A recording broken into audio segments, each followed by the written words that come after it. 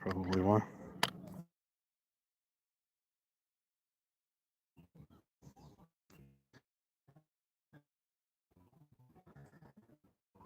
All right. I'm under the impression I had my other phone clamp here. That's why. All right. So this thing isn't going to fly into the water here. I'll be okay. Crank it down nice and tight.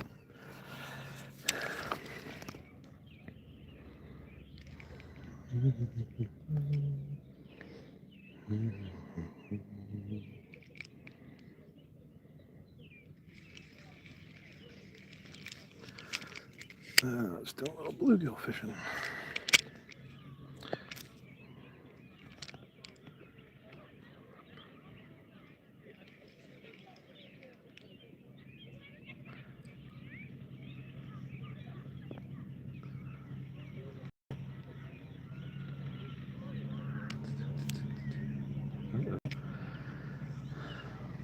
Something going on here.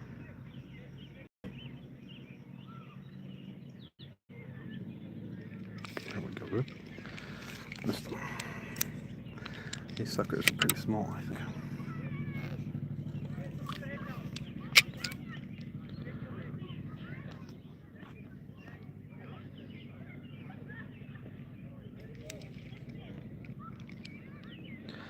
Must be 80 million bluegills around here. Ooh, there's a big bass right there. You can see all the bluegills. I don't know if you could see them or not. They're just lined up right along the edge of this. There we go. There's a good one. Ooh, yeah. That's a better one. On the old dock runner ice fishing rod. It seems like an ice fishing rod, but I don't know if it really is. A nice gill.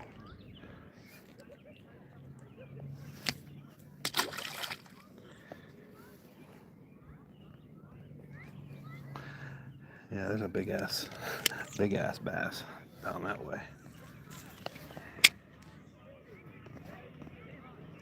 My new name, Big Ass Bass. There you go.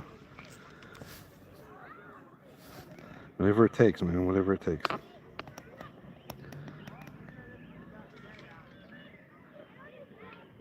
Water's a little discolored.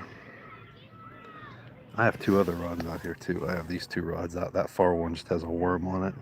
This one close to me right here has a creek chub on it. I'm trying to fish for, see if I could catch a bass or maybe a channel cat or something. It's like a real steep drop off right here, right off the edge of this cliff. And I'm messing around with this little dock runner rod. I forget how long this thing is. What is this, like 2.5 feet or something?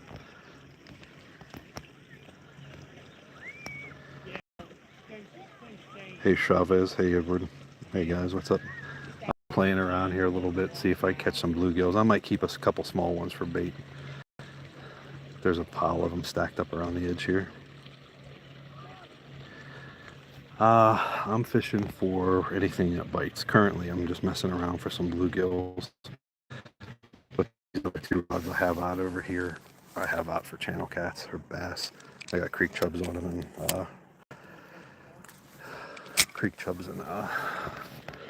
think I have a worm on that far one. They're both on the bottom. What rods do I use? I use a lot of ugly sticks. This one here is an ugly stick dock runner. This is just like a little tiny little ultralight rod for like panfish or something. I guess you could probably use this ice fishing too. See you later, Chavez. There's a ton of bluegills and bass hanging around here. They're just I don't exactly have this rod set up quite the way I want it, but we'll see. Hello again.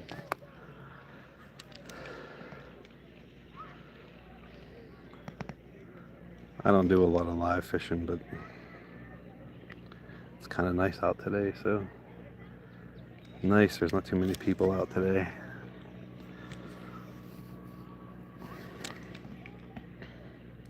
I'm fishing, I'm in Southwest PA.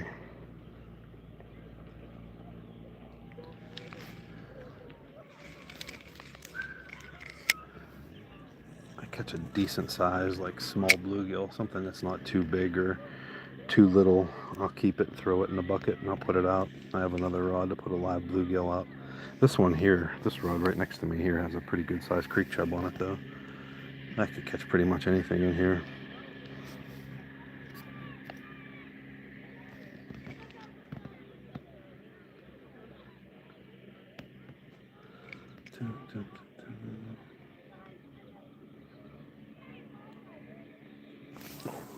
Let's see, this place is, I'm fishing off this cliff right here.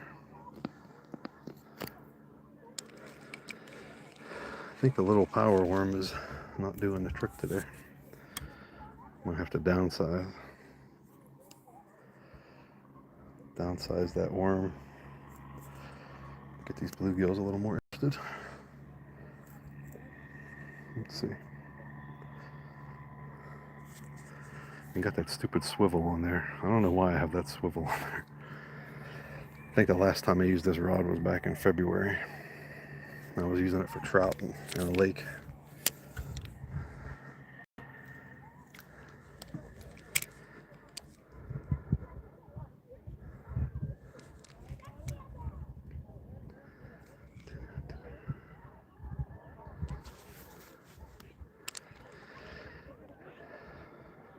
Chavez, I think, scared off all the fish.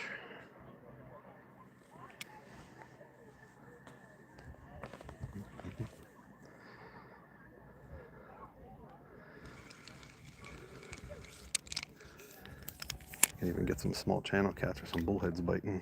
Catch a bluegill and cut it up for bait.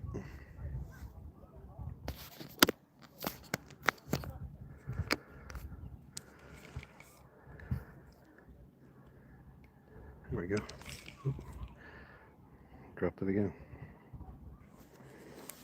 I feel better when I'm in the squatting position. I feel like I'm vertical jigging straight up and down.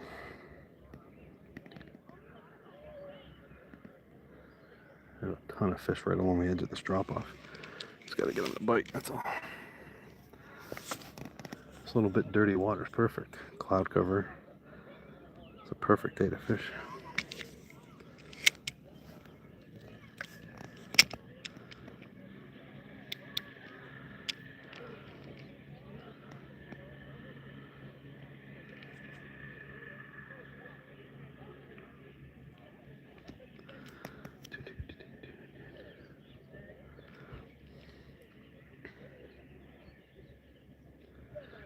Right smack in the middle of the afternoon is not prime catfish time, but it's pretty much the only time I had today. It was either that or wait till like super late at night, which I wasn't quite sure I was going to make it till then.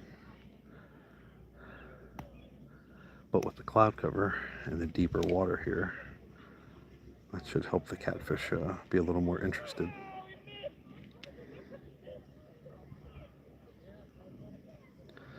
Oh, where the hell all my bluegills went to? They were stacked up here when I got here.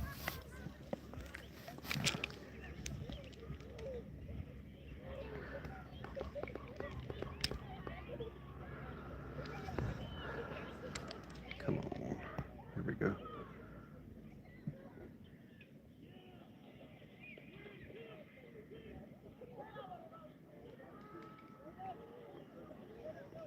You can't be wise to me already.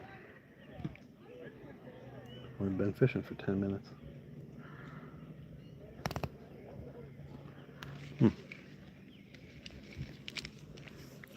Tell you, enough flat bait. Put a wax worm on this jig head, I'd be getting a fish on every cast.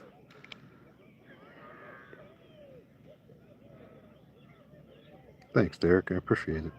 I'll get you back. I don't do a lot of live fishing. I just pop on whenever I kind of feel like it. Today was one of those days. It's just a real nice day out. I'm fishing off these cliffs here. There's like a big drop off. It's like shallow right here. Then there's a drop off to like, say, 5 or 6 feet. Then it drops off again to about 10 or 12. And right in there is where the bass and channel cats and all that kind of stuff hang out. They just kind of cruise up and down here. So I have a creek chub out on this close rod. I have a worm out on the other rod. Just testing the waters out there to see if there's any bullheads or perch or small channel cats around. I haven't had a bite on either one of them yet. Caught a few bluegills.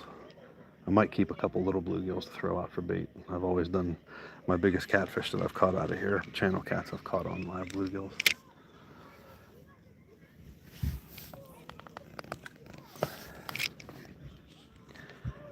I'm just messing around with this little dock runner rod. It's like this little ugly stick dock runner. I think these things are like $15. It's actually not a bad rod. It's actually not a bad reel. I mean, the rod's tiny, but the reel's actually decent for 15 bucks. And I think this is the line that came with it. I think they put 6-pound test on it or something, which is kind of heavy for a little rod like this. It should be 4 or something, maybe 2, but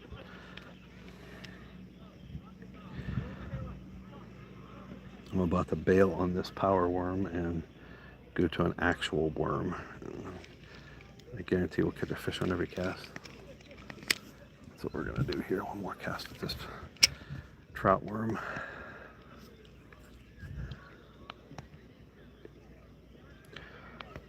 Thinking about going out fishing later today. Don't think about it, man, just go.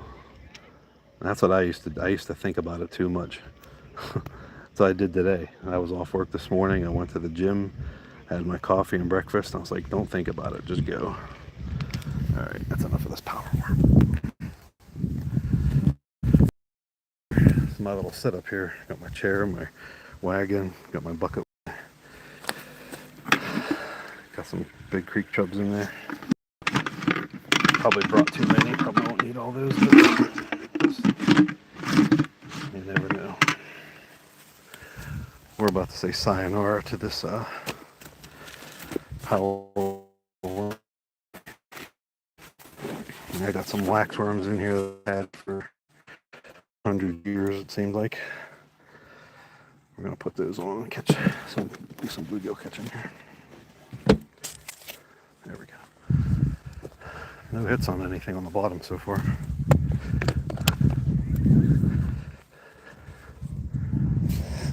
Sometimes I throw it out too far.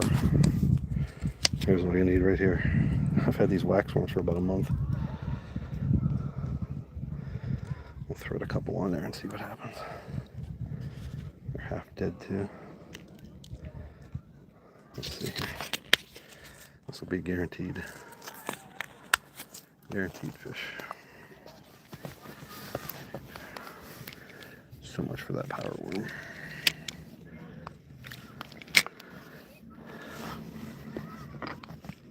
Like I said, instantly. Instant. That's a little too big for a bait. If you're flathead fishing, it would be okay, but not channel cats.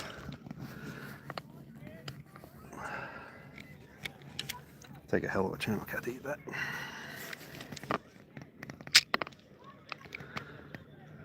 Look at that. Can't even let it sit out there. You gotta put a real worm on, forget it. There we go. Ooh. That's a little better. That's a little closer to bait size right there. That's a little closer to channel cat bait size. Ooh,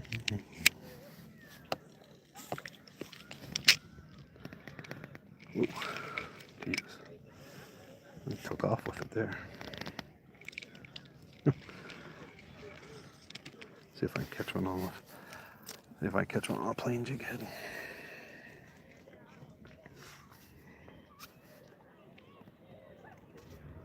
That's it, right there. And a little waxworm. I think this is my 4th trip out with this container of waxworms. It must have been a 100 pack.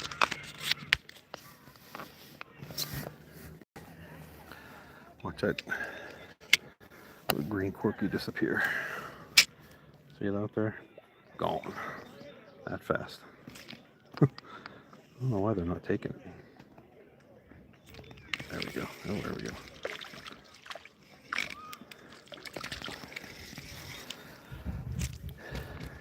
It's just like ice fishing. Squatting down over a bank and catching bluegills and waxworms. That's what ice fishing guys do.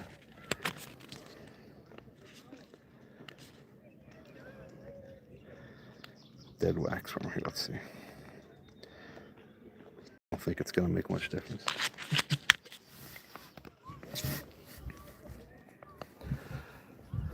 Wish I didn't have that stupid swivel on there, but oh well.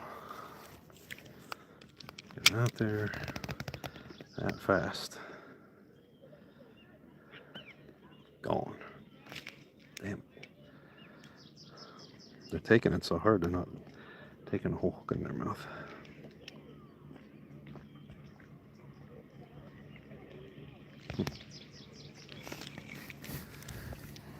That's the problem with using actual live worms, though. You use 150 of them. One little half-dead refrigerator-kept month-old waxworm.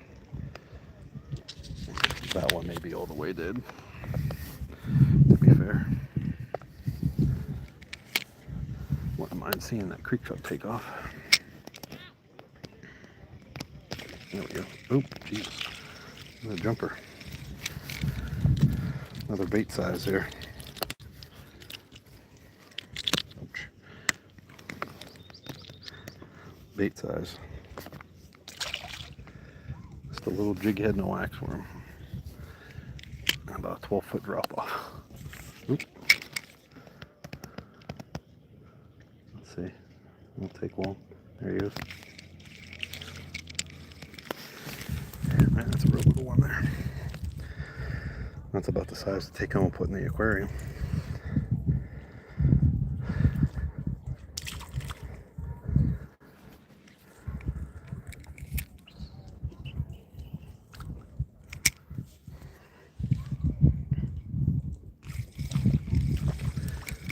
Frisky.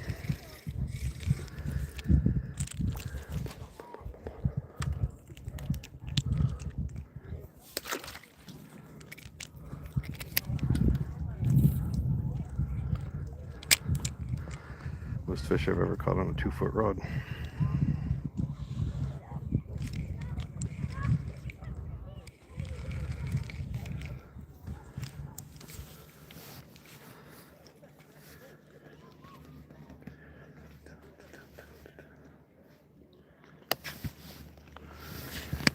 One of these other rods we take off here. Am I catching something a little more respectable?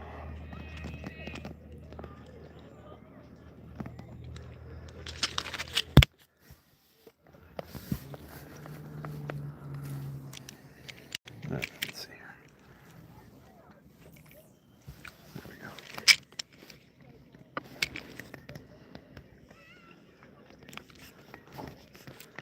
Big ass carpenter ants around here. Drive me nuts.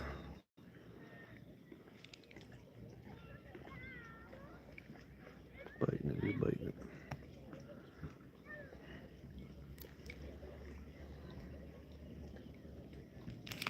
Damn it.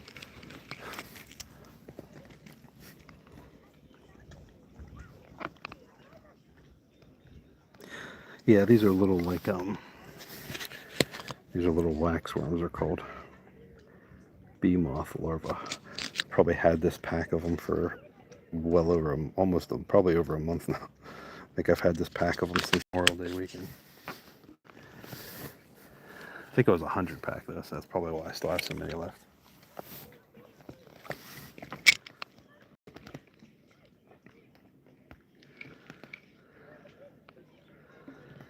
You do get some pretty nice bluegills around here too, so you just gotta kind of hang in. Can you see one? Yeah, I'll show you one. Next one I gotta get out and put on for bait. I'll show you what it looks like. They're called waxworms. They're just little moth larvae. If you keep them long enough, they'll turn into moths. There we go. Oh, that's a, oh, damn it, that was a nice one. That was a better one.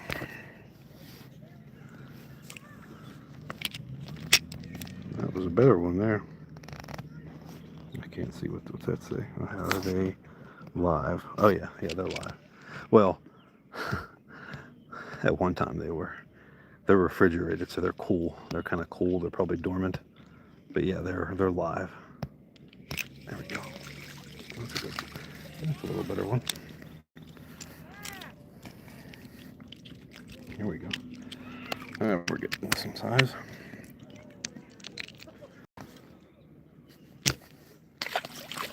These are all straight up bluegills here.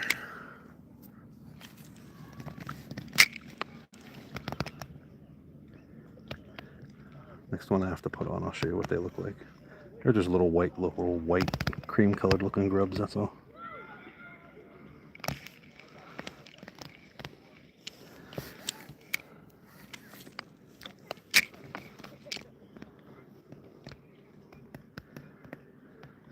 They used to be cheap. I remember when I was a kid, used to be able to buy a container of 250 for about $5. Now a container of 100 is like $8.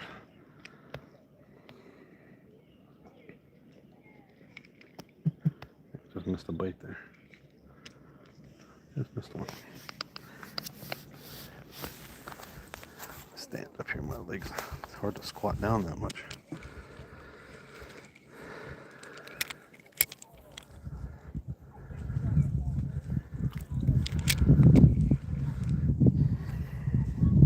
If I do hook a bigger fish up here, I'm going to be in some trouble because I'm never going to get it up this bank if it's decent size. I hooked a big carp here about a month ago. I barely got it up. Well, I actually didn't. I went to grab the line to pull it up and it snapped my line. Pulled the hook out. Here's what they look like right here. I'll show you.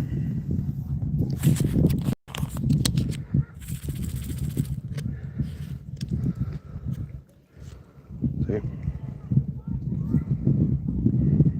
Just a little grub. Little larvae. I've actually had some of these. You don't want to let these things get in your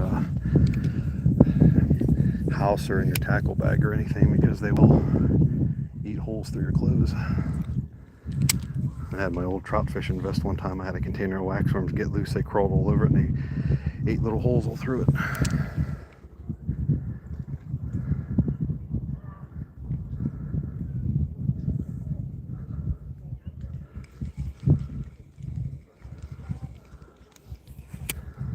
I'll try one out here if I can throw it out without getting my other rod involved. There we go.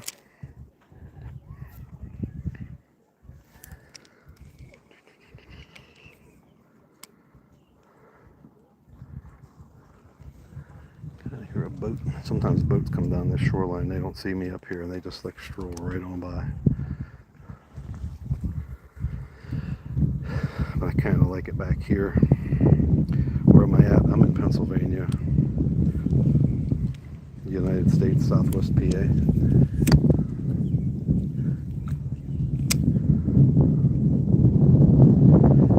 Bedford County, Pennsylvania.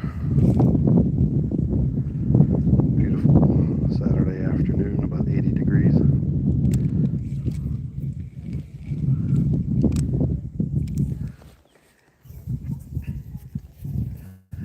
Been here for about a half an hour so far. Probably caught a dozen bluegills or so. No bites on the bigger baits yet, but I'm not really shocked by that. Fishing in the middle of the afternoon, 80-degree day in the middle of summer. Not exactly prime time for bass or catfish, but they are in here.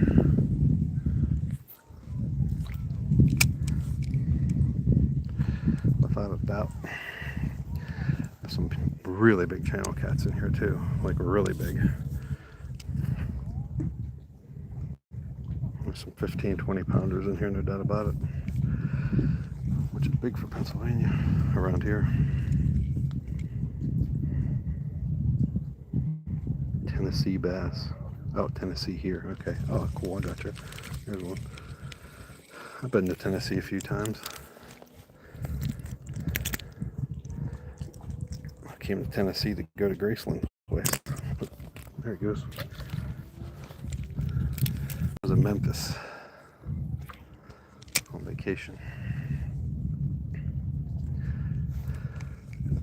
There we go. But these suckers are a little.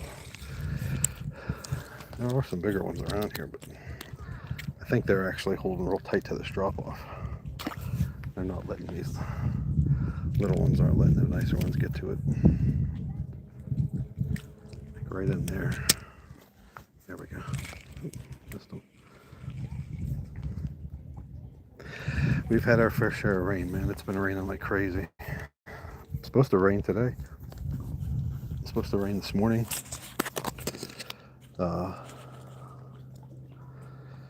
Rained yesterday, rained the day before. Chance of thunderstorms this afternoon. So at some point I'll leave these bluegills alone and I'm just going to kick back with 3 rods out and try to catch some catfish, but there's no sign that they're biting yet, so I'm in no hurry.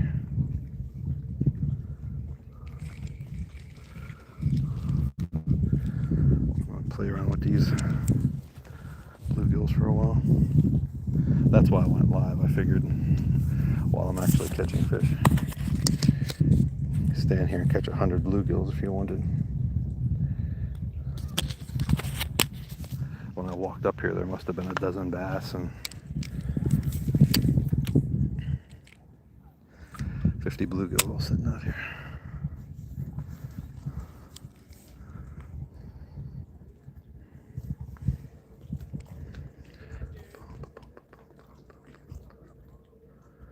Come on, bluegills, where are you at?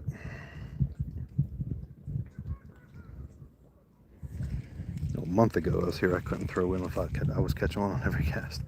I think they've wised up. They seem to be done spawning. They're still kind of schooled up, hanging out.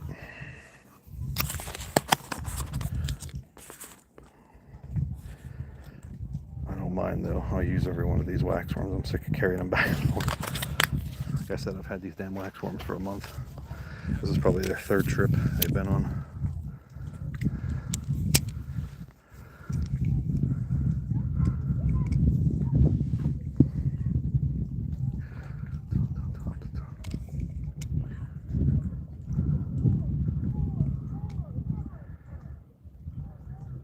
Northeast Tennessee.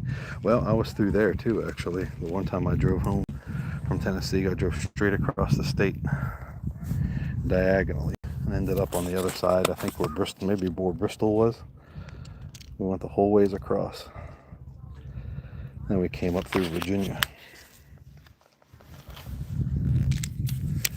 That was a long drive, man. But God forbid we had to see the Smoky Mountains. Somebody was like, "You got to see the Smoky Mountains if you go to Tennessee." I was like, the mountains I saw, I can drive by my house and see those, but I did get to drive past Dollywood.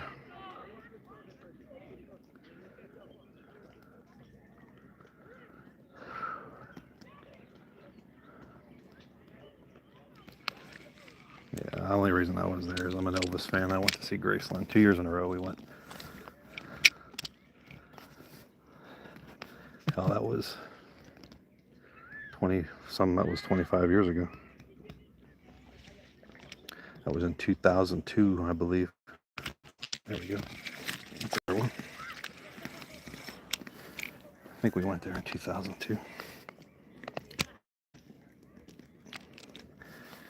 Bluegill.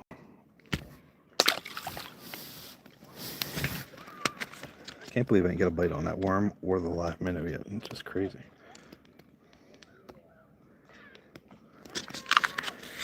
Got a big worm out on that other far rod, and this one that's right next to me here, I got a big, well, not a big creek chub, but a decent sized creek chub on it. All the bass that were around here when I first walked up, I can't believe none of them picked it up yet. Hey, Glacier, what's up? Yeah, we're fishing for monsters here, brother. Oh, there we go. Hey, some people make a career out of catching bluegills. Oh, there's a decent one. I do have a couple rods out for bigger fish.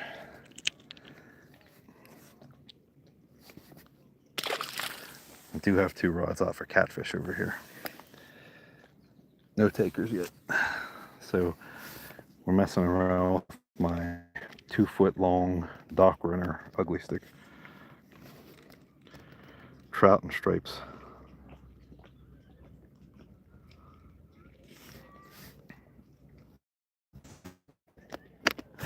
Yeah, waxworms. Sometimes I do buy millworms. They're actually cheaper and they last a little longer. But I bought 100 pack of, I was saying earlier that when I was a kid, a 250 pack of tub of live waxworms used to be like $4. And now 100 pack is like $8. It's insane. Waxworms are like, you ever use crickets? No, but crickets do work. Crickets are really good bait for big bluegills. Like if you're in an area that has some really big bluegills that are kind of finicky, crickets are the way to go. Because I fished a place not too far from here. There's a bridge that went over the lake, and it was stacked with big bluegills, but they were so heavily fished. Well, there we go. That's a good one. You couldn't catch them on anything, except guys would use live crickets.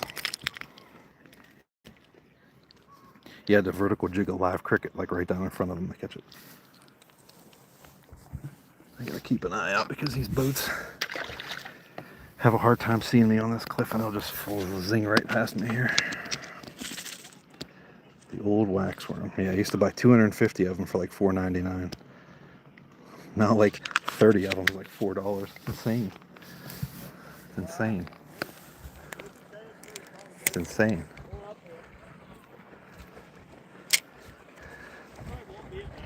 Bee moth larva. Who knew they would be the gold mine of fishing bait?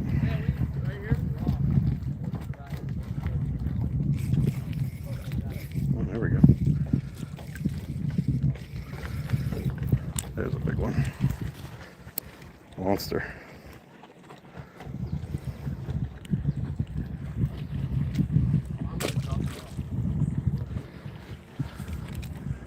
How's it going?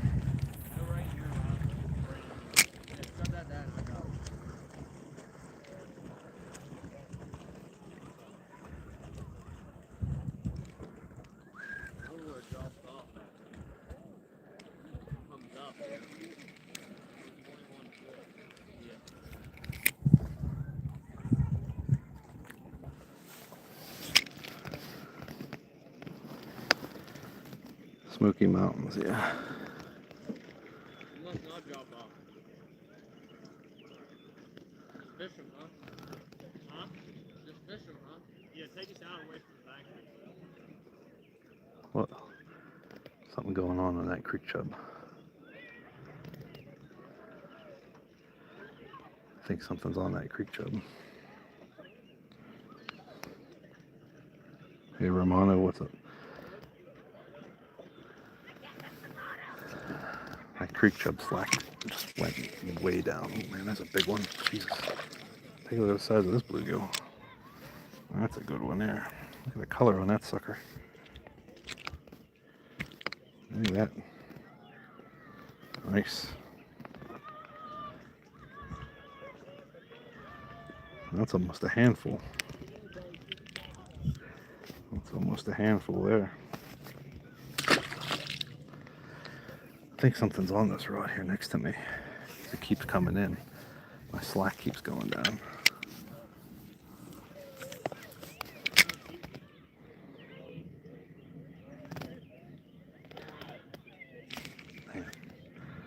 You weed your way through them little bluegills. Sometimes the bigger ones will end up, you catch 200 of the small ones. You can work your way through and catch a couple decent sized ones here. There's a lot of big ones in here though. Look at that, just a little skin of that worm left on there. Little tiny skin. Let's see. It's all jig head and little skin. Let's see what we can do.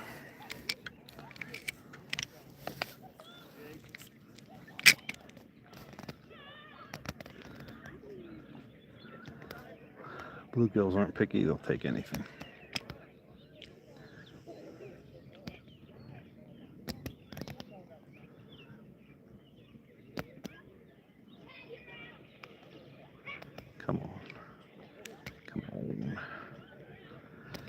when I had come out here on my boat, this is one of the spots I'd always catch fish. I'd come up the shoreline from right to left, work this whole thing up. Guaranteed fish. People zoom right past the shoreline all the time.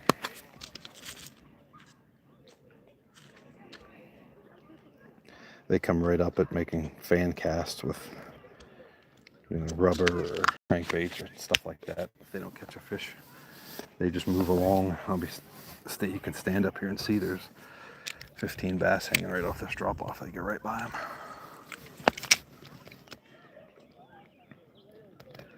No patience.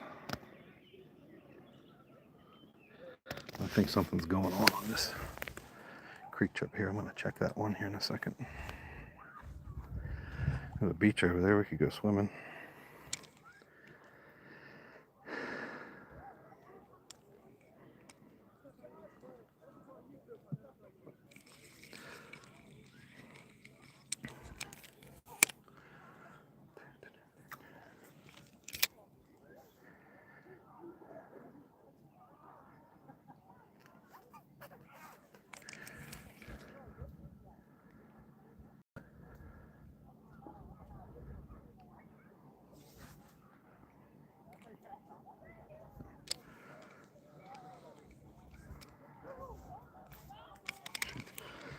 Let me check this creek chub here.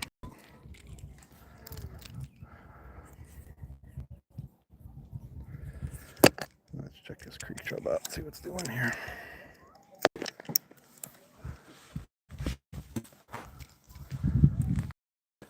Let's see. Yeah, I must have picked it up and swam to the bank because I got tons of slack in my line now, but it's right on that drop off. Nope, nothing doing. Is he alive or dead? That's the question. There's the creek chub I'm using on this rod. I think he's dead though. Looks like something had him in his mouth and was swimming around with him for a while and then dropped him. Can't tell if he's quite dead or if he's half dead. I'll put him back out just for a couple minutes here and see. I'm just plopping it right off that drop off and letting it kind of go out, and then it sort of swings back down and settles right at the bottom of the drop off below me. It's pretty deep there. Right off the drop off there, it's probably 2 feet deep.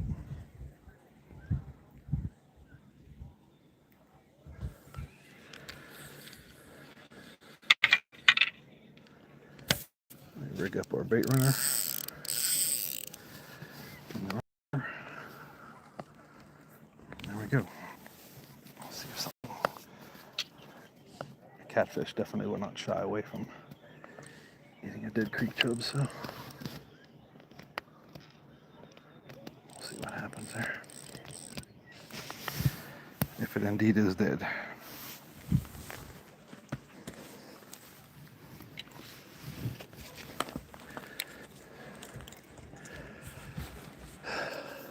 God, this boat's gonna make a beeline right for me.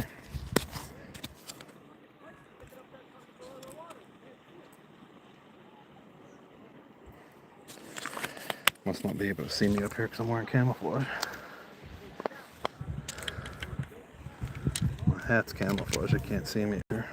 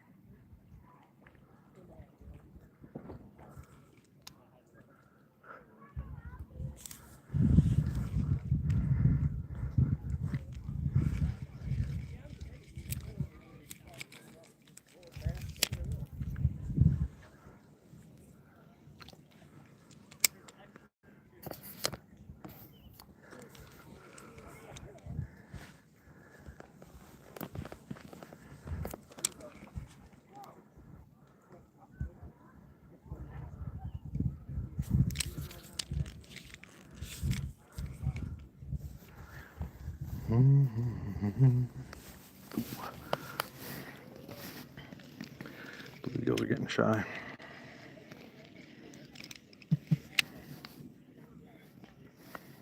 See if I can. There we go.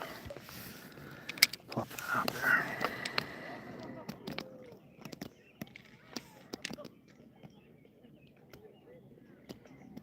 I don't know what the deal is. Every time I put creek chubs on here and throw them out on for live bait, they don't live very long. I don't know. Maybe the water's too warm for them. I don't understand.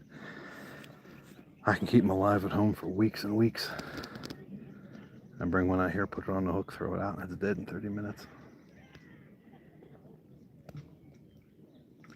Don't get it. There we go.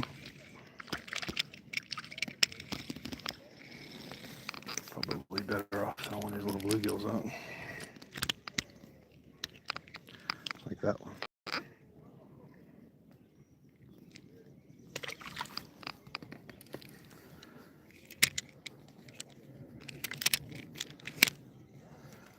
Something just took a bug off the top right over here. Right over here.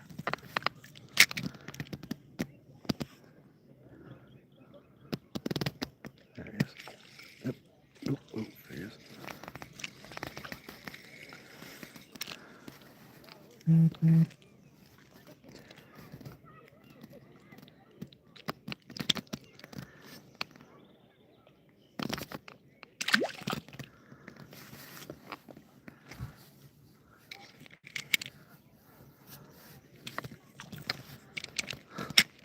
Try to cast out with this rod. Hard to cast with a 2-foot rod. It's funny. There we go. Oop, there he is.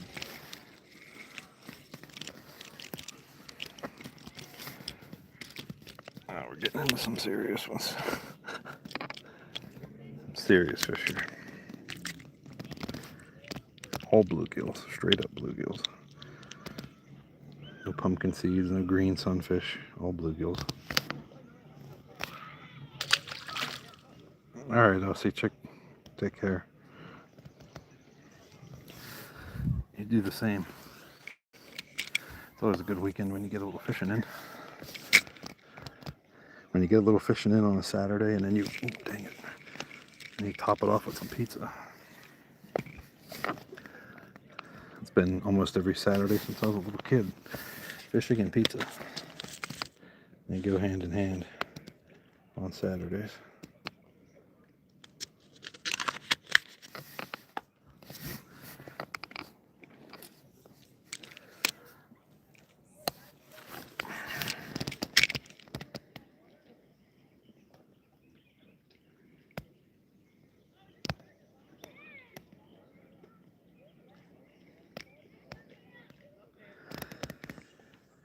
How much faith I have in a dead creek chub out there. I might take that thing off sooner than I thought. At some point I'm going to kick back and just put 4 baits out for catfish here. I'll probably put out a creek chub, a bluegill, and possibly a hot dog. Hot dog or chicken liver. I have both. Sit back and do some rod watching. Some Gatorade drinking.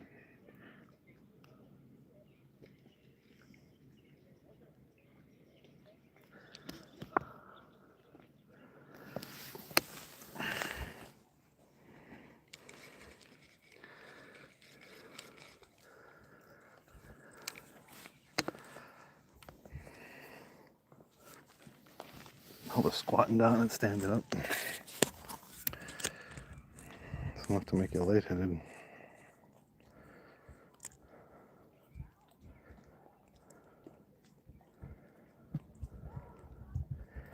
Damn creek chub that I brought are so lively. They're in my bucket back there with a pump on them, and I can hear them jumping up and hitting the lid. I've been in my basement for weeks. My tank.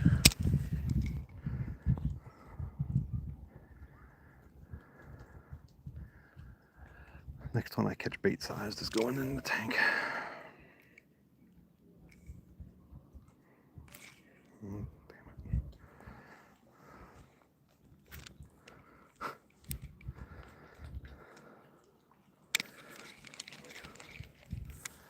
Son of That's how you do it. You get a boat like that and you put an umbrella up.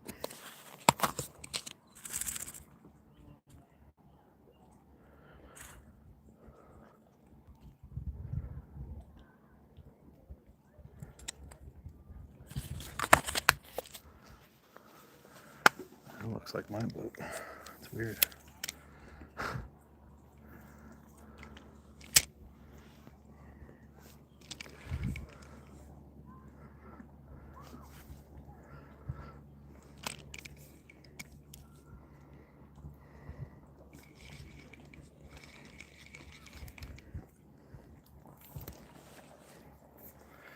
It looks just like my boat. That's funny.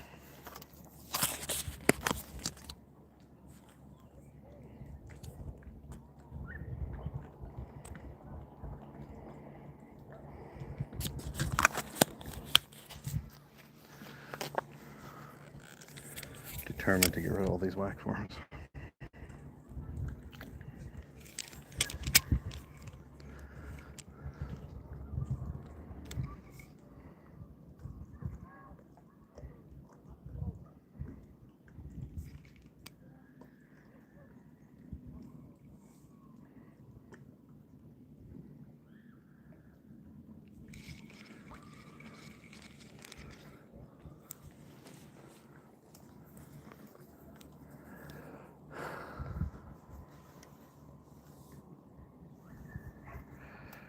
That's exactly what my boat looks like.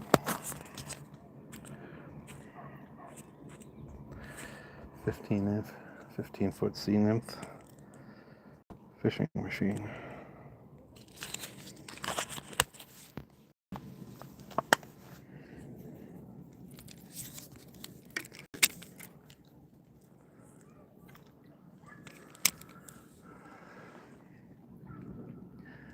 Makes me jealous. I need to get my boat back on the water.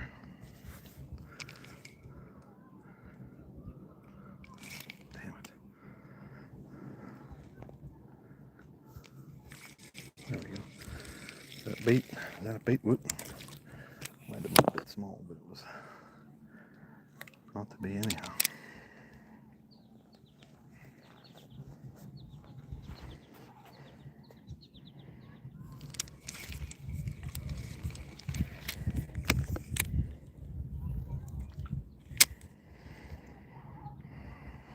Keep a bluegill, put him out on my other heavier rod,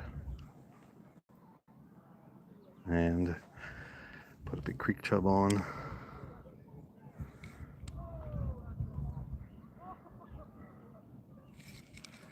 Maybe a hunk of liver.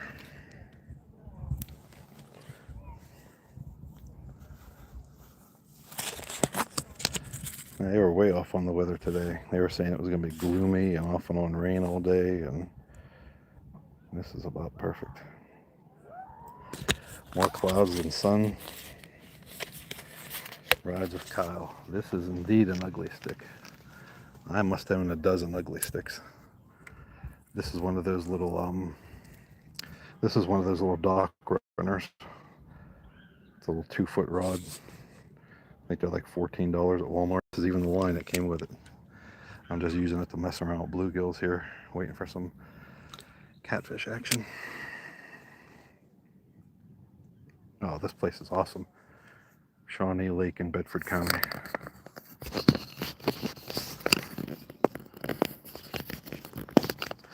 And make sure my thing's tight here. Seems like it's a little loose. Yeah, Shawnee Lake in Bedford County, PA. I've spent more time here than most anywhere.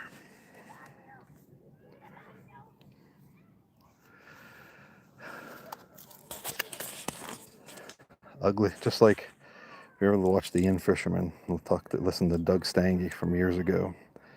He said it on there back in probably the late 90s. Ugly sticks are the greatest catfish rods ever made, and it's not even close. You can spend $100 on those fancy neon colored rods, whatever they're called. They'll never outfish an ugly stick.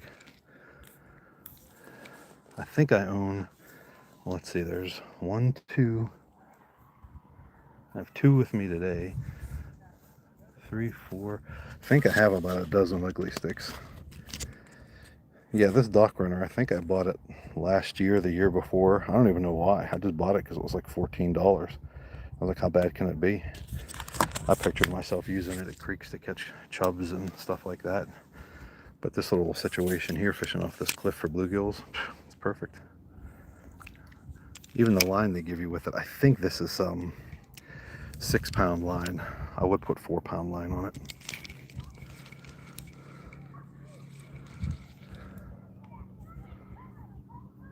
Hey Tom, what's up? Ugly sticks, especially for live bait, live bait fishing. I mean, I have ugly stick bait casters, plenty of ugly stick bait casters too. But for the price, can't beat it. The only gripe I have against ugly sticks that are made now, they all have those whatever the eyelet on top. Not this one. This one has like a ceramic eye on it, but a lot of them have that I don't know if it's some sort of composite or it's stainless or whatever, but they do get grooves in them really quick. So even on new ugly sticks, after about the first year, I will take the tip off and replace it with a good Fuji rod tip. I think I've done that on pretty much all of my ugly sticks at this point.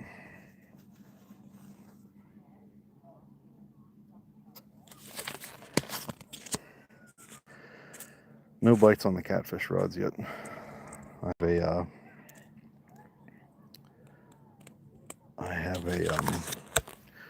got a creek chub out on this rod here, and that one over there I just have a worm on it. I was just looking to see if there are any small channel cats or any bullheads around. I haven't gotten a bite on that yet either, so at some point I'm going to put a big creek chub out, a bluegill, and probably a hunk of liver and a hot dog, and just kick back and see if there's any channel cats around. There's some pretty big ones in this lake. There we go. That might be bait size.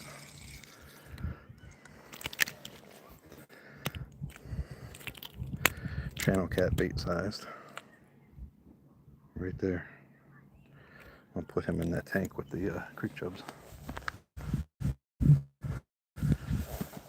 Got my little wagon. I got a back in the shade. Got my wagon and my bait tank.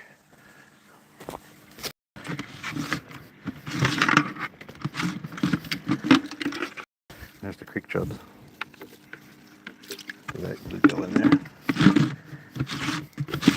Bluegill go in there and raise hell with those creek chubs.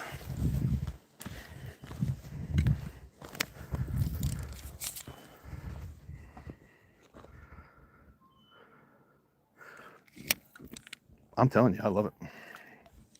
You see people on TV all the time, or not TV, but on YouTube, taking these little dock runners out and catching these giant fish on them, trying to see how big of a fish they can catch. But for just messing around with like bluegills and stuff, oh, there's a nice one. Oh man, that's a good one. That's a good one there. There we go. That's more like it. That's a little bitter.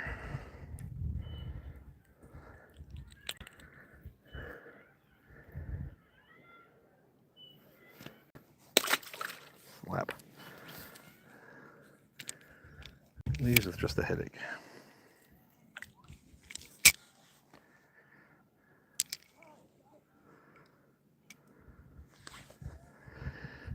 Headache and a sore jaw.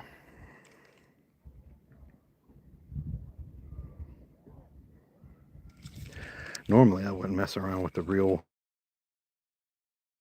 line that they give you with it, but this actually works pretty well. I believe it's 6-pound test, but whenever it's time to put line back on this thing, I'll put 4-pound test on it. I have some 4-pound test at home. I was going to switch it, but I was like, you know what, this line's still pretty good. If it ain't broke, don't fix it.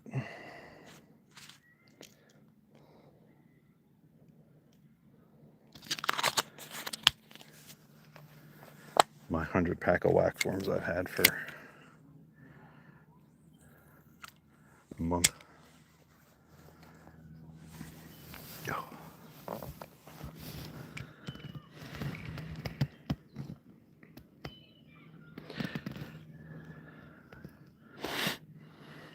Yeah, that bluegill's gonna come up and bite my bobber. You probably can't see it, but there's like two bigger bluegills that came up and looked at the bobber. That's funny. As soon as it hit the water, I just saw these two big like shadows come up and looking at it. It's like, how about the worm that's dangling a foot below it? You might want to give that a try. I swear all they have to do is breathe on it and get these waxworms off, because they're not very hardy. They've been in and out of the refrigerator several times over the last month.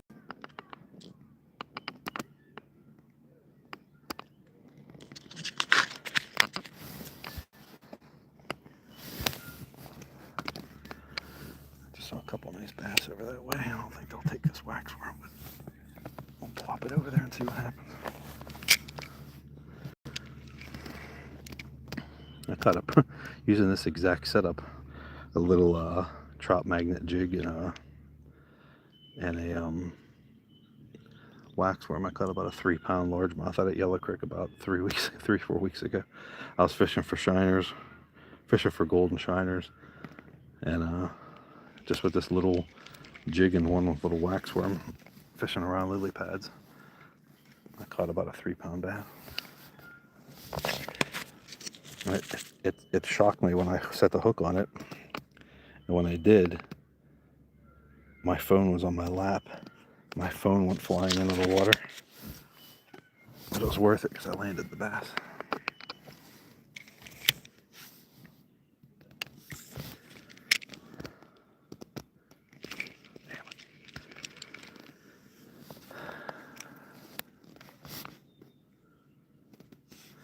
Can't believe I get any bites on these damn creek chubs or anything.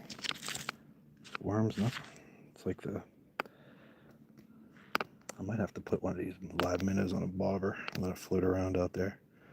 If I suspend it right along the edge, of drop off those bass that are cruising back and forth, might grab it. That might be the way to go.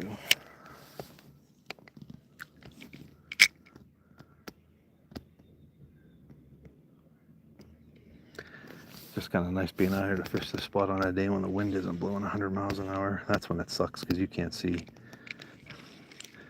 that big, amount of line that's coming down from your rod to the water with this drop off here. It's impossible to tell when you're getting a bite when it's windy.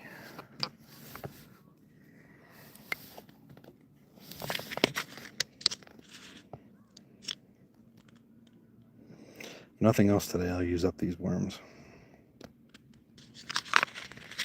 I won't have to go back to the refrigerator for a 7th time.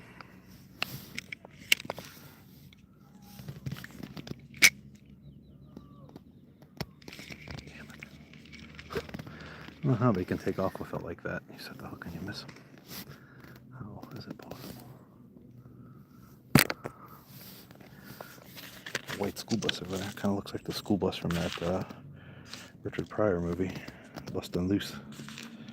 He was like the ex-con driving the school bus. I think that was a white bus, or maybe that was blue.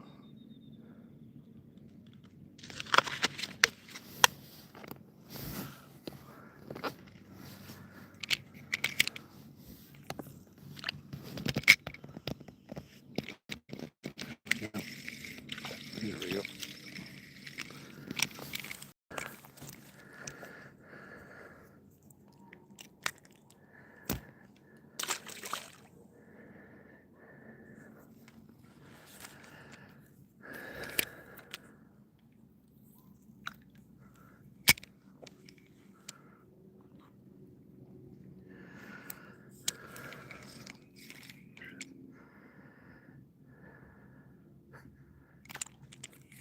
That's a good one.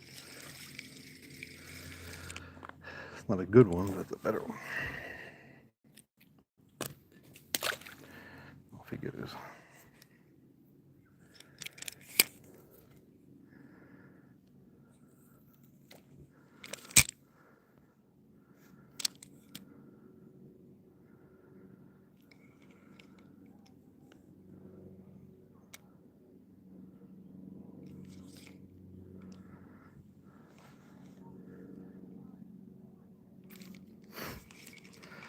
Stupid things, they follow my bobber around.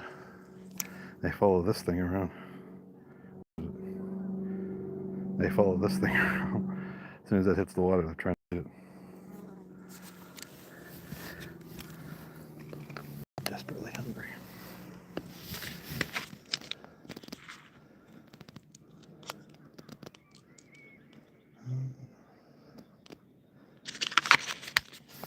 All the rain and thunderstorms we've had lately, the river fishing is out. Oh, there's one. That one's good. He's gone. Damn it.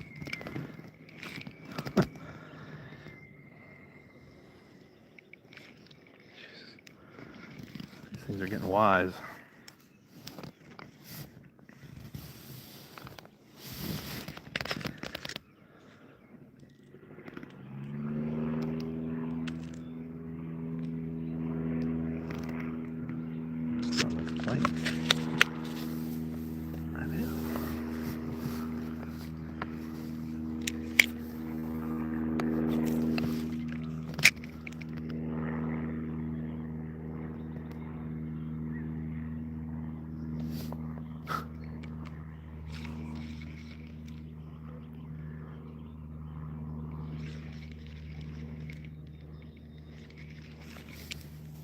I bought some bread with me. I should just put a little piece of bread on here every time. You can't see it on the camera, but look right down in there. There must be 30 blue. There must be 30 of them just sitting right there. If I had a little hair jig, maybe that would work better. Some kind of fly or something.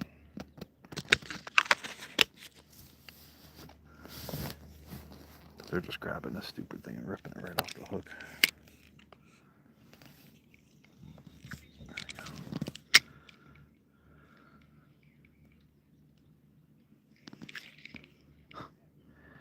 Ripping it right off the hook. They're even biting a bear hook, for God's sakes. Look, there's one coming up right from my bobber right down there. I don't know if you can't see it. He's right underneath. He's about to peck at my bobber. It's crazy. Right there. Biting on a bear hook. Pecking at the bobber.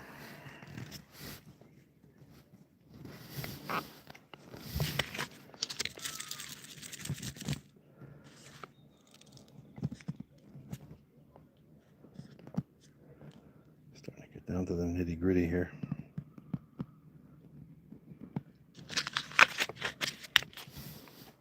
A couple more casts with this.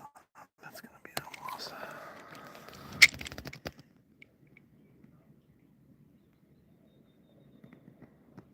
Look at all of them right there, right under my line.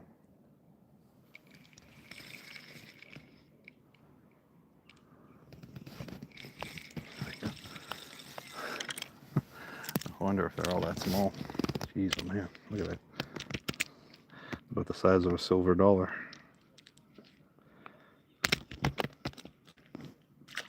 There you go. Oh God.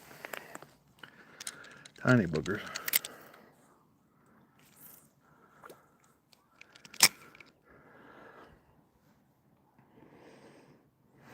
There's one out there cruising.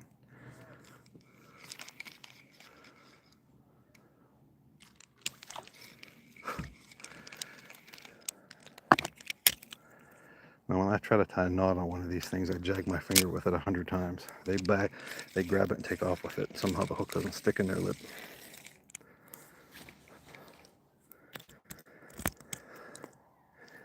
These are aquarium sized here.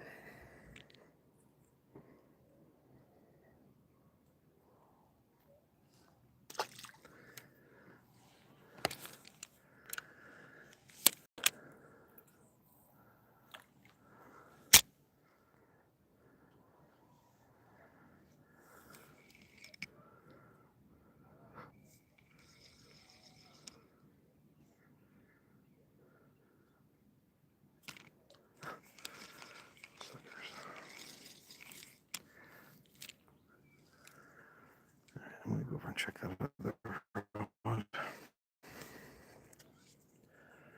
Check that rod with the worm on it and see why nothing's biting it.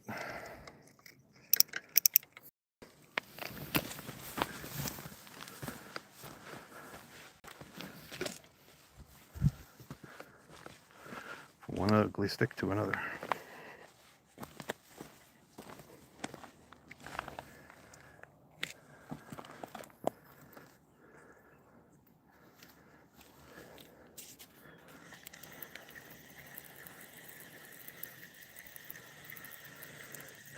I'm glad the bluegills ain't biting it, but I wish there was something else biting it. Yeah, that would be why.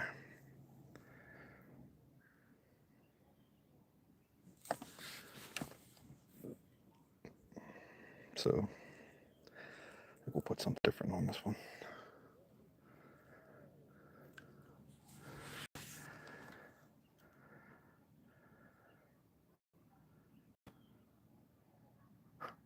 Hard to believe all those bluegills are on that worm sank to the bottom.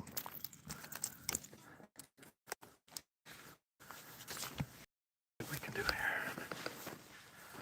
What do I want to put on there? Chunk of hot dog, maybe? Yeah, what the heck? Let's throw a chunk of hot dog on here. It might be rancid.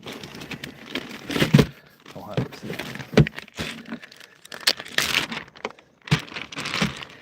Yeah, I've seen better days, but we'll put one on anyhow. Probably should use a different hook, but this thing's gonna come right off. I knew it. That sucker's gonna come right off. I'll try it. We'll give it a whirl. It smells like beer. I think those hot dogs fermented, now they smell like old Milwaukee. Let's just do a little flip cast right like that. Leave that sit out there. We're only going to give that about 30 minutes.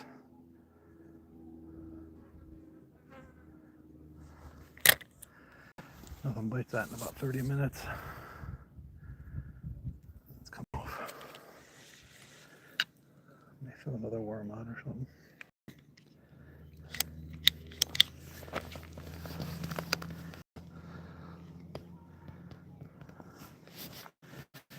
Built out older.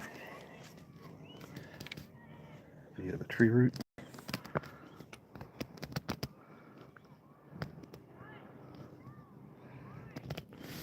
Right there. Should be good.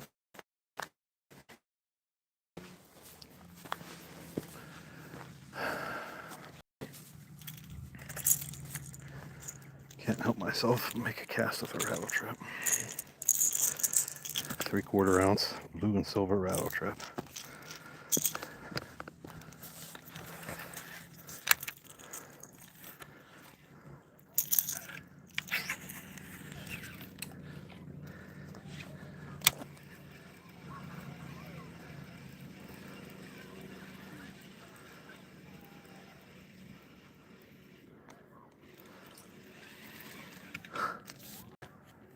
That's a pretty neat get up back out there.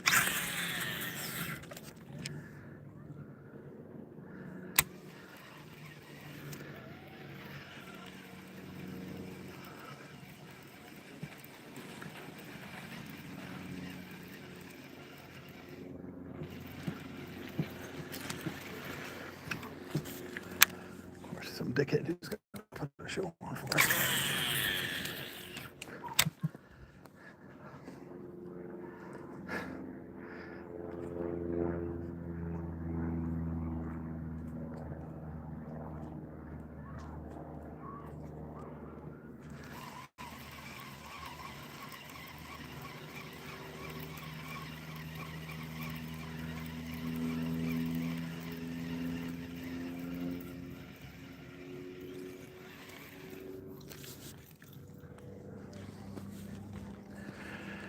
I just say dickhead on YouTube. I think I did. You allowed to say dickhead on YouTube? I think you are. I'll say a lot worse.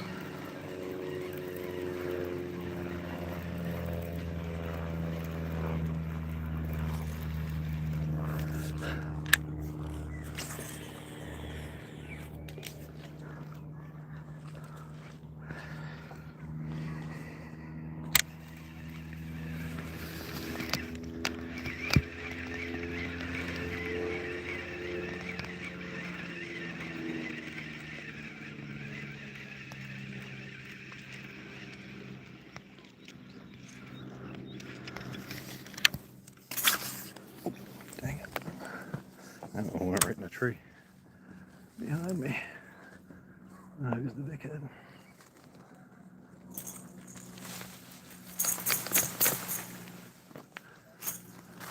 Oh, come on. I forgot I was squatting down.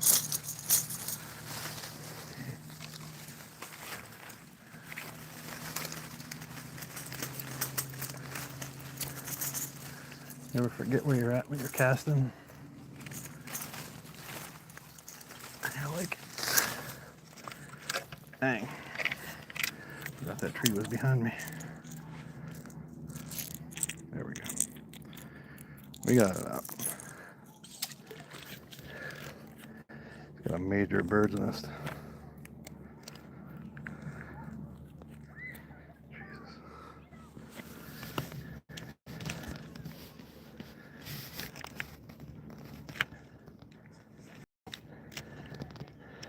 So what happens to your bait casters when you accidentally throw into a tree behind you? A 50-pound braid on your musky rod.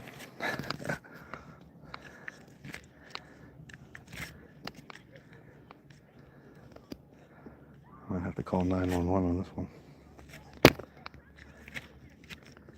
Jesus, that's deep. That is deep.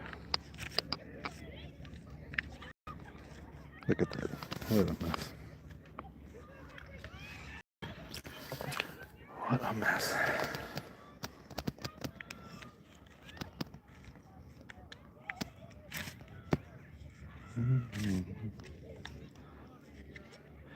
I can't get past this one spot right here.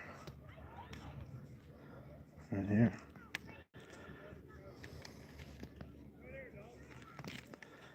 Just had to make a few casts with the rattle trap. Just couldn't go put a hook on it and cast it out with a bluegill. Had to make a few casts.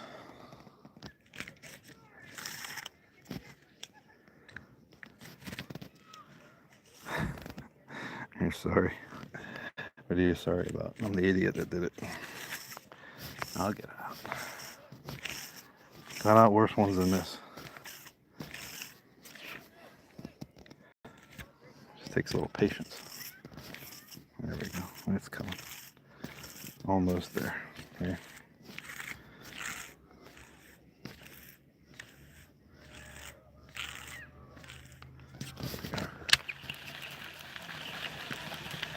Now it'll just get tangled up in the tree roots hanging off of my legs.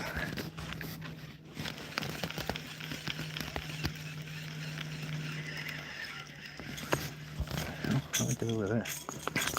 There we go. Oh. How'd I do that? Easily. When you go to cast out and forget there's a tree behind you and you cast right into it, that's how. Plus this is a 7.5 foot flipping stick. This isn't exactly.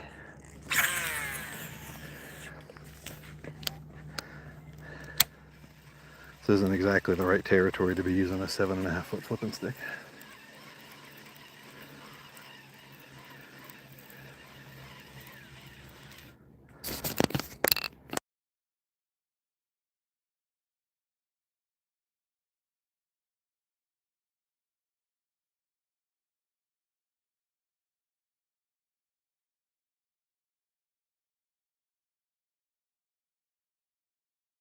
I don't know what happened there. There I am. Okay. Give me 1 second here.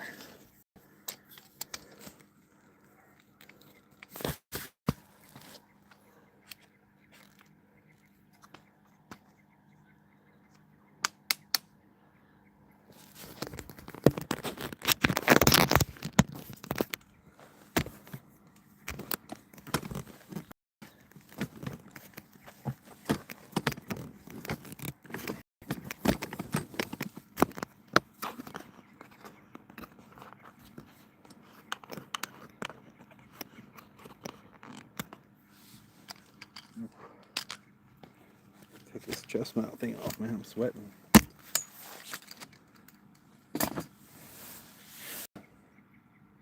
I just needed to just sit down for a minute and get a drink.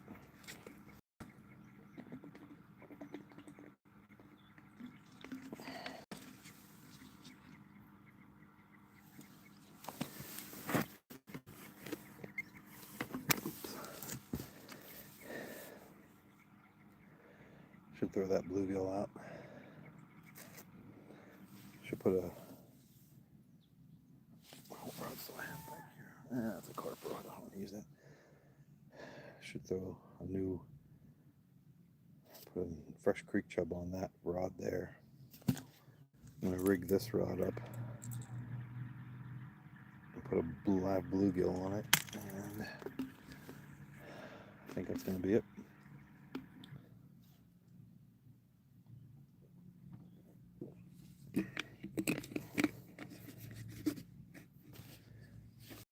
Hey Will, what's up, man?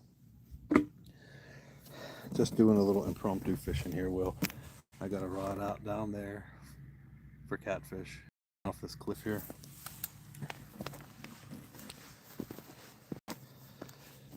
I got a rod over there and a rod here.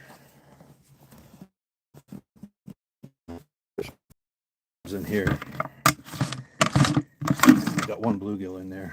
Must have caught 50 bluegills already, but I'm gonna put that bluegill on this other heavy rod. I just took a break from this stupid thing to screw back on, right? I just took a little break from panfish fishing to take a drink and maybe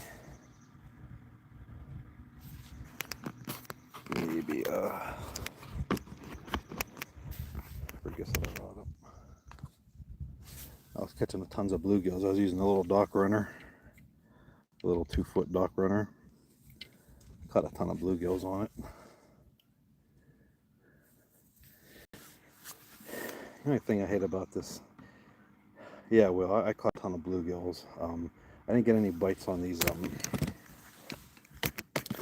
two catfish rods yet, but I have a really good sturdy spot here.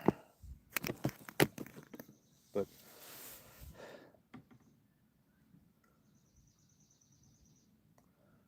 I'm gonna rig this one up with a. I'm gonna rig this one up with a sinker, and I'm gonna throw a live bluegill out, a fresh new creek chub, and see what happens. I'm not gonna stay too long today. I don't even know what time is it here. 2. Yeah, I'll probably stay for another hour and a half or so. Yeah, well, it's gonna be interesting. Hey TJ, it's gonna be interesting. I hooked a big carp off of here about a month ago, and I had no chance to get it up. I got it right to the edge of the water. I tried to lift it up, and it just pulled the hook immediately. I have a big net, but it doesn't reach down far enough, so.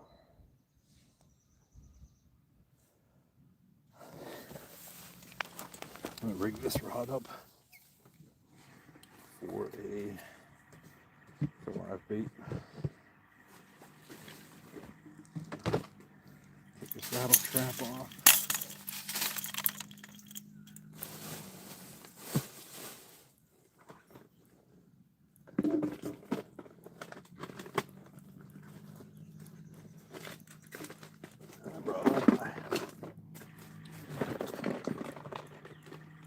Carp gear, I got everything here. What combo do you use? TJ, I got tons of different combos. That combo down there is an ugly stick rod. That one right there, one of my favorites, is a that's a Bass Pro Shops Gold Metal Series rod, 7-foot medium heavies. That's got an Okuma dock runner on it. This rod here that I'm going to put the live bluegill on is a 7.5-foot flipping stick, telescopic flipping stick with a big Cascane 300 like musky reel on it with 50-pound braid. I'm going to put the live bluegill on that one for catfish. And you gotta rig it up and get it out of this tree.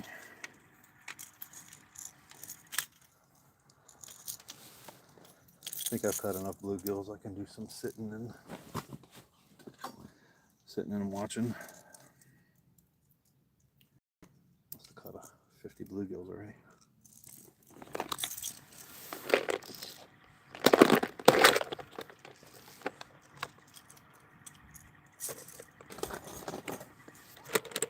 some bigger bait up.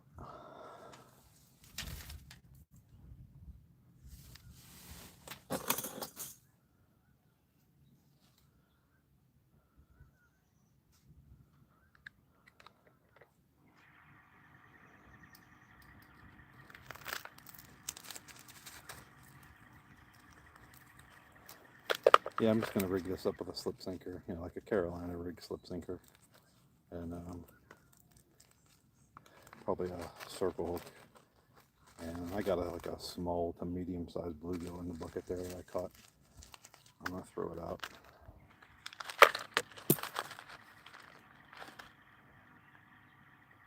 That's all. Nothing fancy. Nothing fancy at all.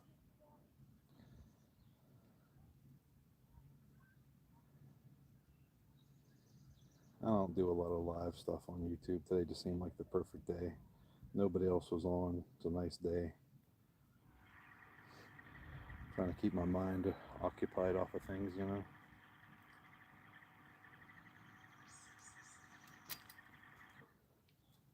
I got enough to worry about.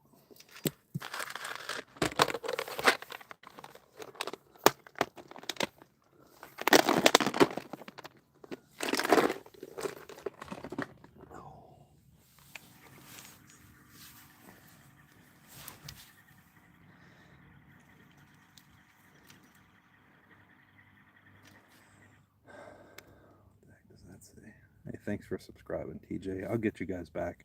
Anybody that subscribed to me while I was on today, I'll get you back afterwards. I'm just not technologically savvy enough to do it all while I'm on here. My luck, I'd end up scrolling off of here and I'd lose everything.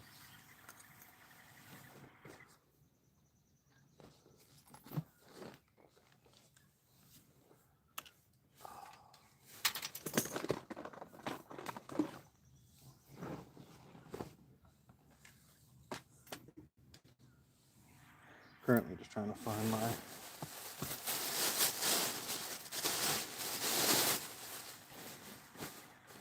line that I can tie a leader with. I know I have some here.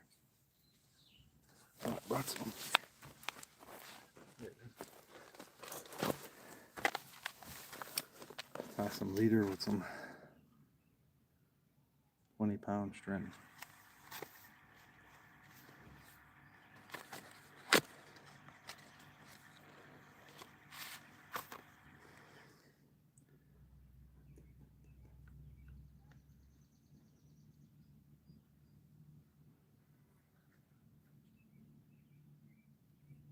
There's so many carpenter ants here because of these stupid pine trees. Like, they are climbing all over everything. No, man, I'm at Shawnee. I'm out at Shawnee, down in Bedford County. This is my second home away from home. Yellow Creek is more of my springtime place. I fish there from ice out to usually around the beginning of May. Then that place just gets too choked up. I'm out here I was catching some panfish earlier. I caught a ton of bluegills and stuff, a couple nice ones. But now I'm just rigging up these rods. I'm going to put a new big fresh creek chub on that one. Hey, Raceton, what's up? I'm going to put a creek chub on that one. And the one I'm rigging up now, I'm going to put a live bluegill on and just fish them on the bottom. There's a big drop off here that's like, it goes from like a few feet to 10 feet to 20 feet real fast. So I'm going to give those catfish something to look at down there off that drop off, I think. I hope.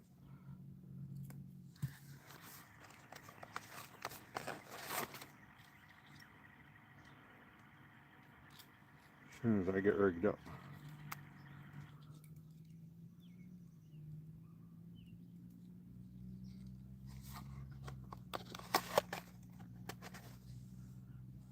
These dang bugs are a real pain in the butt.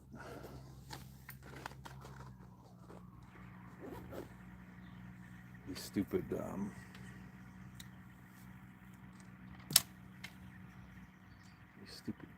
carpenter ants. They're everywhere here.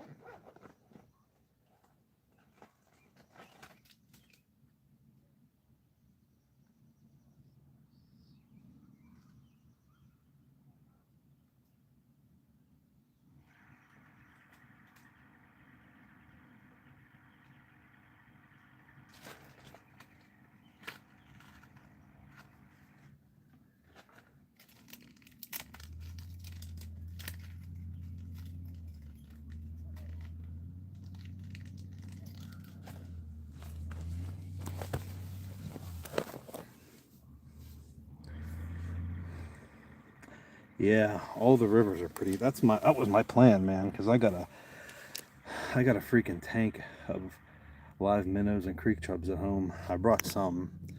I brought a dozen or so.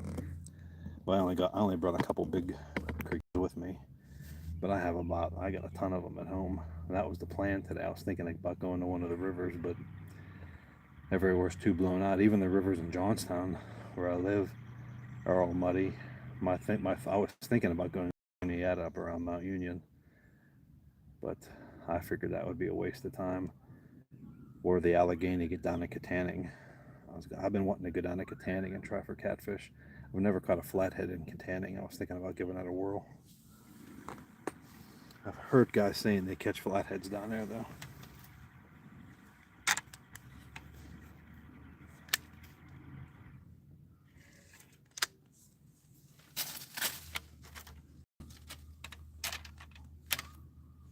I've never caught one down there myself. But I've talked to a couple guys who live in Katanning in that area, and they say they've caught them there, so I figure it's worth a shot. Caught a ton of channel cats there.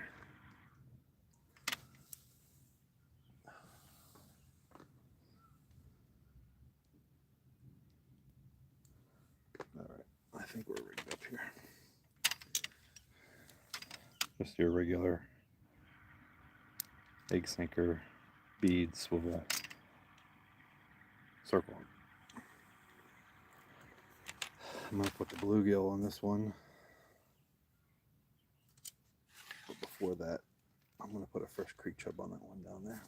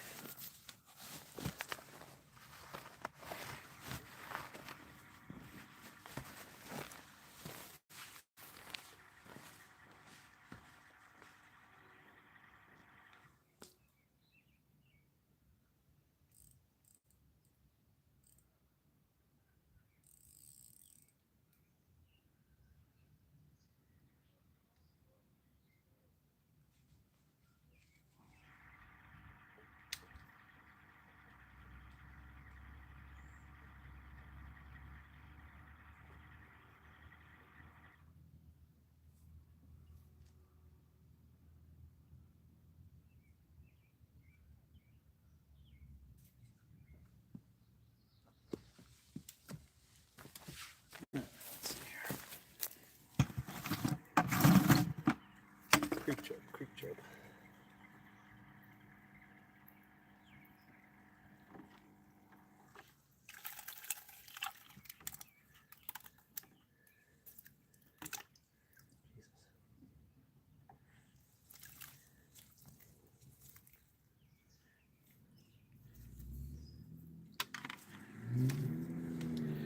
Should put a new hook. Yeah. I'm gonna put a new hook on this one before This hook ain't the greatest. I'll put a new hook on here before I cast it back out. This hook sucks. Almost looks rusty. It's probably been on since pike season. So I'll grab another. Plenty of hooks.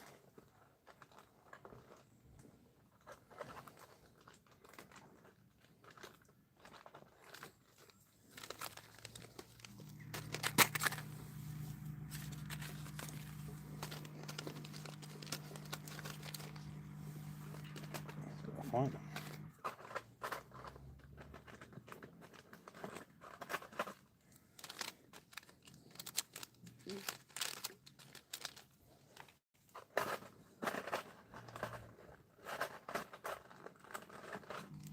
There we go.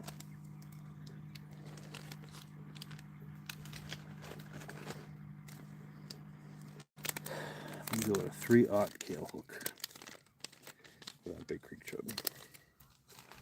Oh, I got 2 of them.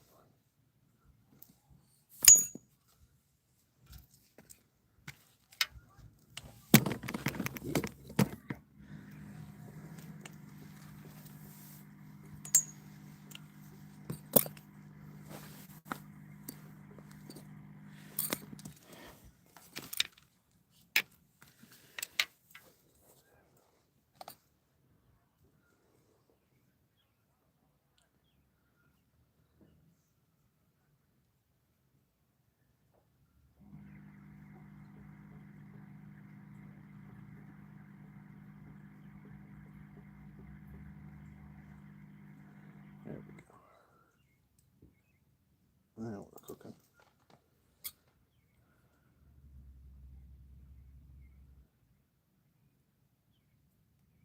All right. New hook.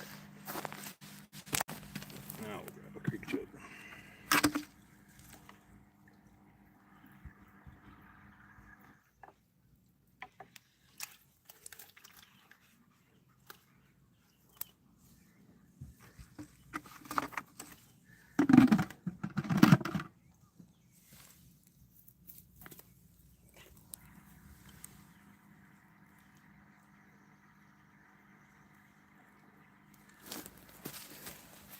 There he is.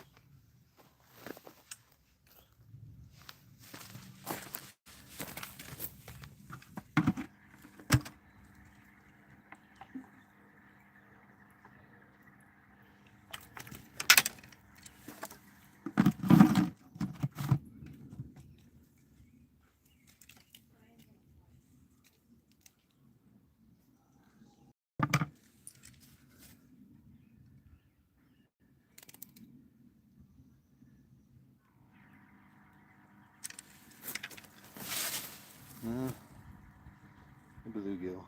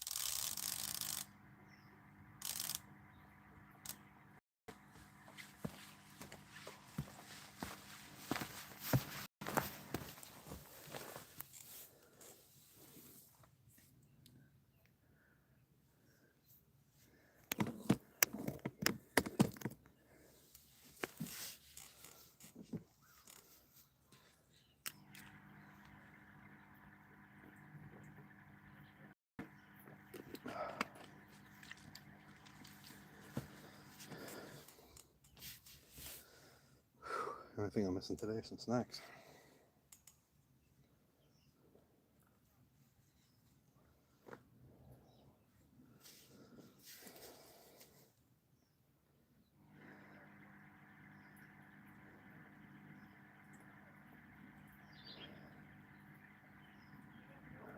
We'll see what happens here. The bees are. That might be something. I'll be surprised to see that bluegill jump around quite a bit. Also, won't be surprised to see something grab him.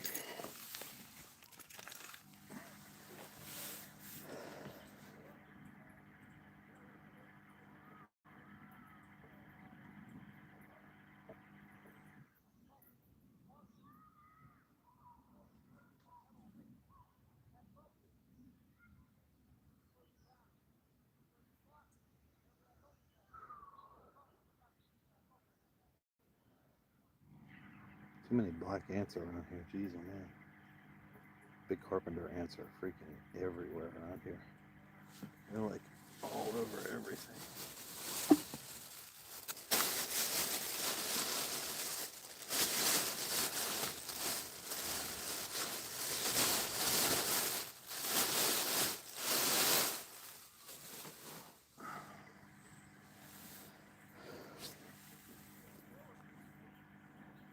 Oof, my battery's low. I don't know if I brought I think I did bring a charger. I think I did.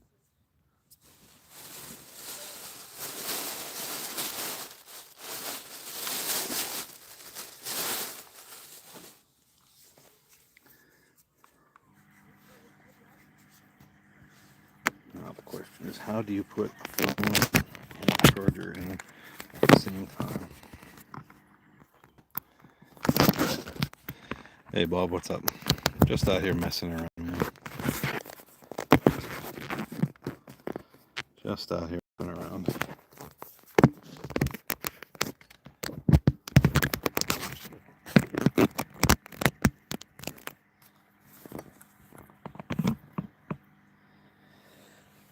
I caught a bunch of bluegills earlier, Bob. I was using my little 2-foot dock runner, and I just caught a bunch of bluegills, and I got 2 rods out. I got another rod out that's over there behind. Yeah, it's down in there. And I got these 2. These 2 here have big baits on them. I got a big creek chub on one and a bluegill on the other. Out on the bottom, trying to. It's pretty deep here. It drops off to like 20 foot. It's been known to have some catfish hanging out around here, so.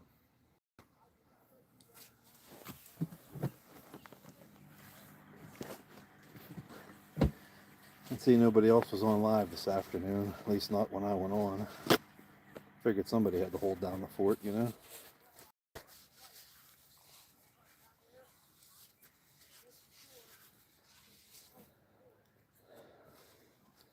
Hell, I think I've been on for almost 2 hours already.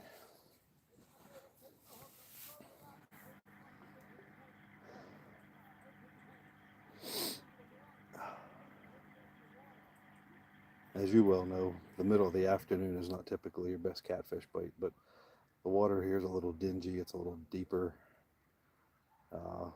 Plus, it's mostly cloudy today. There isn't a lot of like strong sunlight coming in. So, if there's a spot anywhere on this lake that there'd be some fish that are active now, it would be right here off these cliffs. It's a major drop off. There's tons of bait fish that line up and down these cliffs. Just gotta probably hit one on the head with it and probably stand a decent chance.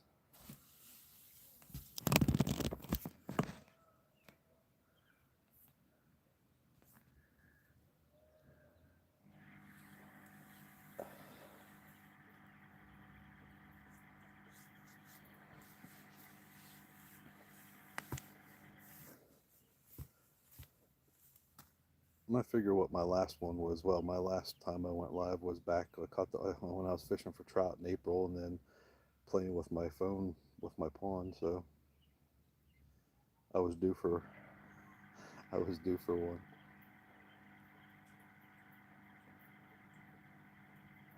I wanted to go to the river so bad today, but all right, Raystown.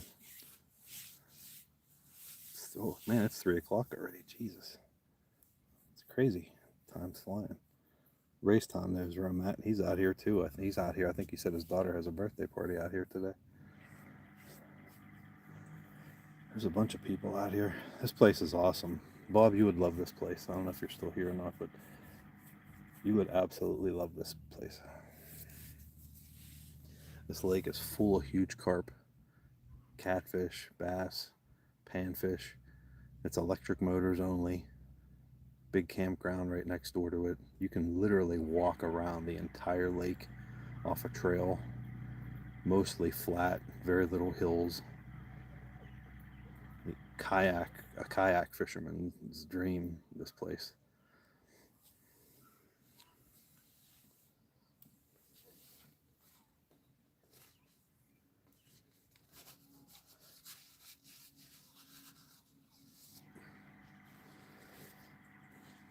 This is the lake I caught that monster carp on a 7-inch Rapala. 7-inch Rapala I was throwing on my bait casting rod. I was wading about knee deep. I think it was the first week of October. Casting for muskies. And I hooked probably a 30-pound carp at least. It didn't have a scale or a measuring tape, but it was still probably one of the biggest ones I've ever caught. I don't know how I hooked it in the mouth with a 7-inch Rapala, but I did. You want to talk about being surprised when that thing broke the surface? I thought instantly I had a muskie, because this place is known for big muskies too. It always has been. When that thing broke the surface, I saw it was a carp. I could not believe it. I almost passed out.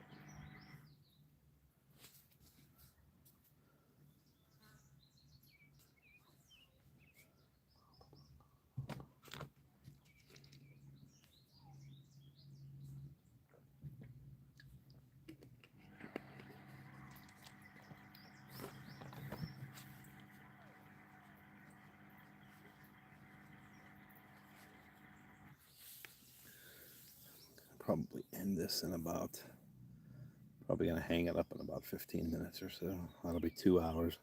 I think it's about my limit. Just need one of these two. Just need one of these two to go.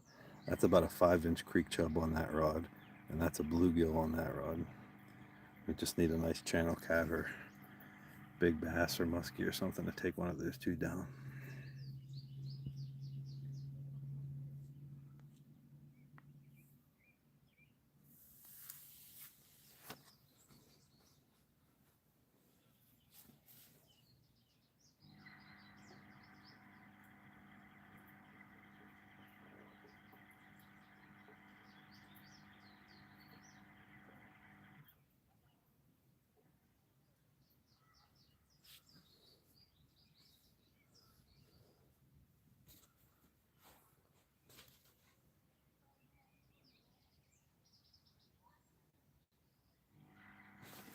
Ants, how do they get onto your phone? These dang ants, they like crawl up everything. These carpenter ants, they are a menace. Next time I come here, I'm going to bring some Roundup, or what the hell's that stuff called? Ortho Home Defense. I'm just going to come here and spray like a giant, like 10-foot circle around my spot where I sit, and I'm going to spray it with Ortho Home Defense to keep the giant ants from crawling up everything.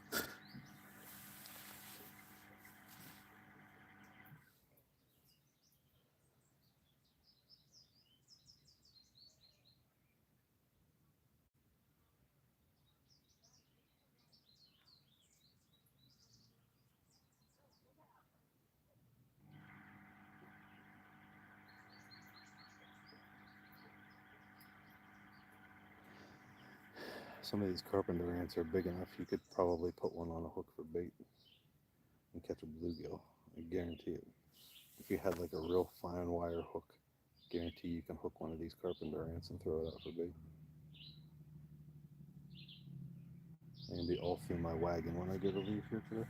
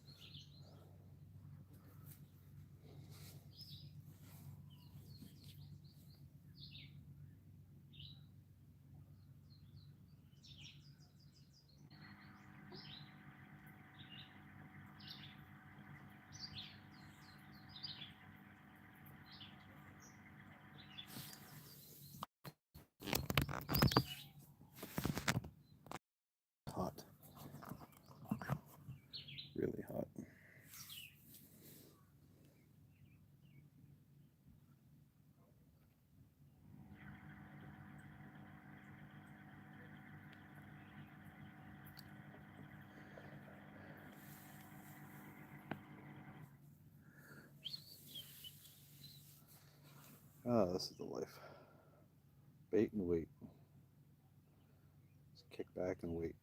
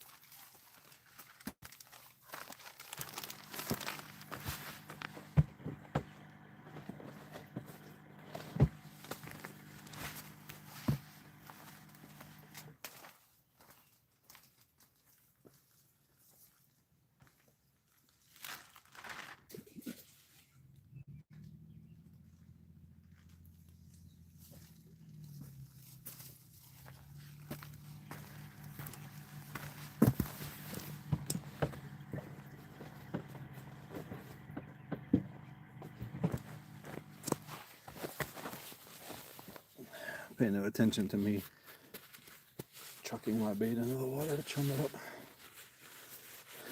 That was just some pack bait and some old hot dog chunks. No sense in me taking them home again. Come on, catfish. I just like one good one. One good channel cat. That'd be it. That would settle me for the day, or one nice bass.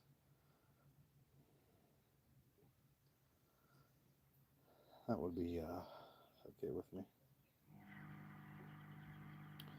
I would settle for that.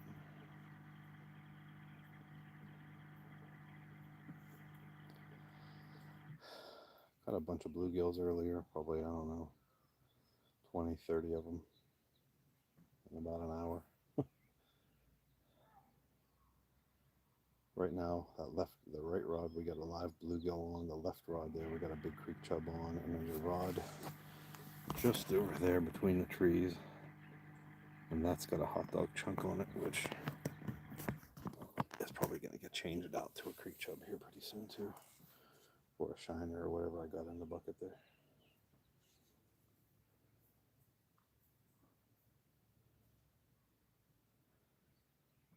Stay alive for another 5 minutes. I'll do exactly 2 hours, and then I'm going to bail.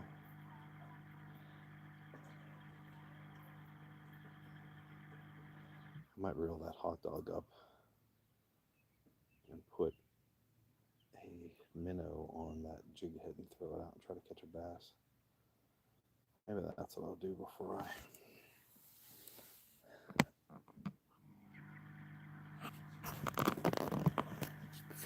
hang it up here.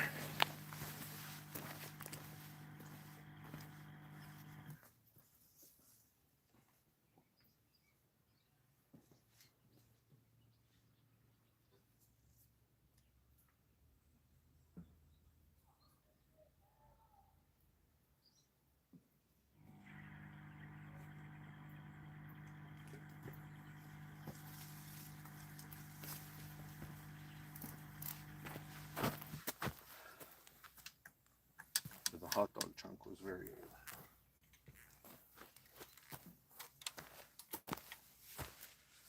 I'll put a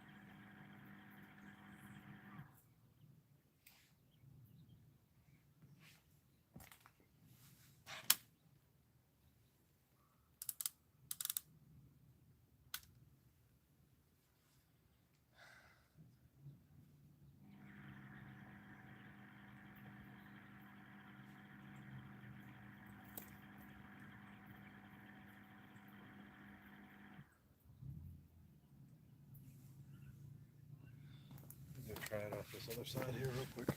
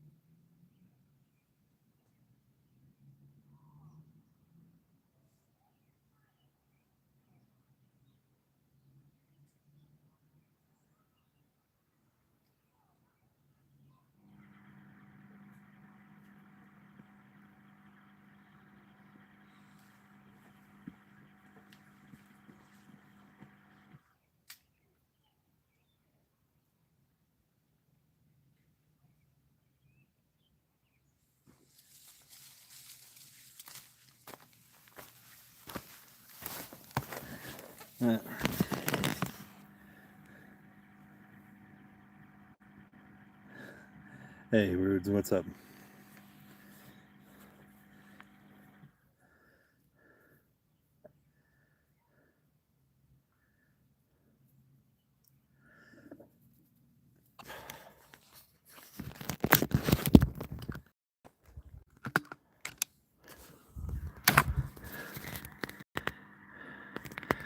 I'm going to call it 2 hours and 5 minutes, no bites on the catfish rods.